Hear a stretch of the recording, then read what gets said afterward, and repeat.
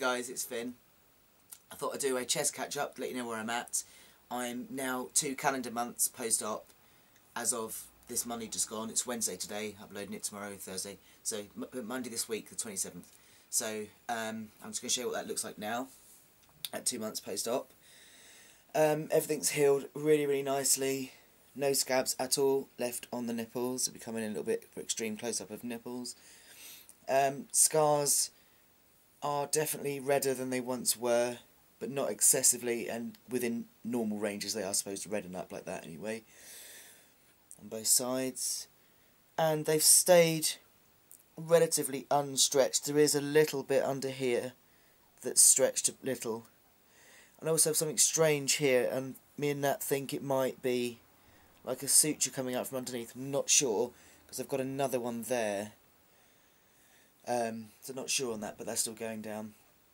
But overall, I'm really, really pleased with the way the incisions have kind of settled, and the way the nipples are settling as well. This one is definitely the best kind of shape in terms of nipple, on top of areola. This one was kind of like just a mound, but it is actually forming more of a nipple shape on the top, and they're changing colour gradually as well. There's like a little, it's getting kind of browner on there. So yeah, it's not as bright pink as it was. It's kind of all changing, but I know that there's still ages of work for these to do yet. So yeah, that's where I am at this time. I am still a bit paranoid under clothes with my nipples. They do feel very big, but that's probably because it's all going to kind of calm down in time. Let me just put the camera up a bit so I'm not ducking, and I can talk to you properly. Here, that's better. Oh, wobble.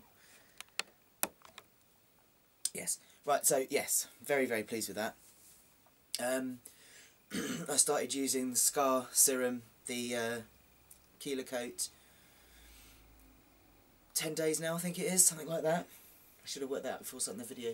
But yeah, it's about 2 weeks basically that I've been using the combination of the scar serum that I made myself, which is tamanu oil and rosehip oil, and I got some kelo-cote from my doctor as well, kelo-cote.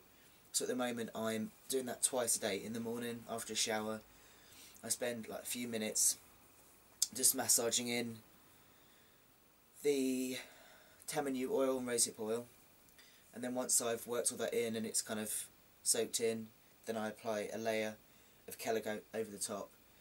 If I'm out and about all day and I come back in the afternoon, I'll put a little bit of extra kelo-cote on in the afternoon.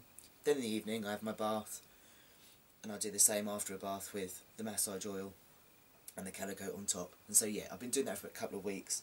I'd say that the thing I've noticed is that the scar's flattening, but I think it's hard at this stage to tell what's scar treatment and what's the normal healing of the scar, really.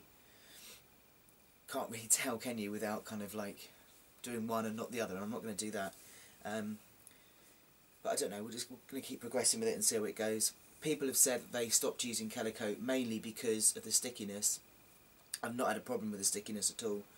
I just put it on a very thin layer and I can wander around topless for a while before I go out, and it dries and it's not an issue. In terms of movement and everything, I've now got full range of movement, although stretching, it does pull in here. Pain-wise, I actually got back to exercise over the last couple of weeks, but just some low-impact stuff. So, low-impact Tabata, just kind of like squats and some like high knee thing, you know, like that. Pretty lame, really, compared to what I was doing. But that's been quite nice to get back to that. And I started jogging as well, just really, really gentle jogging. First without the binder, and then with the top surgery binder, just to kind of keep things still. But over the last few days I've started to get really sore again, like my skin feels very sensitive, and I feel all hot here and a little bit swollen, and just kind of a bit achy muscle. And I think this could possibly be because for the last kind of 6 weeks I've done nothing. I mean, thanks to Nat, I've not had to stretch or overdo anything. I've really been able to keep myself just as still as possible. And I think that now I've started to use my arms and everything properly and reach and do this exercise, the muscles in there are waking up, and that's likely what's kind of like hurting a bit, really, as everything kind of still heals in there. I mean, God, there's so much going on, really, isn't there, underneath? 2 months in, there's still a lot of healing there. So it's kind of a couple of steps forward and a couple of steps back, which is frustrating because I want to get exercising and lose some of the Christmas gut.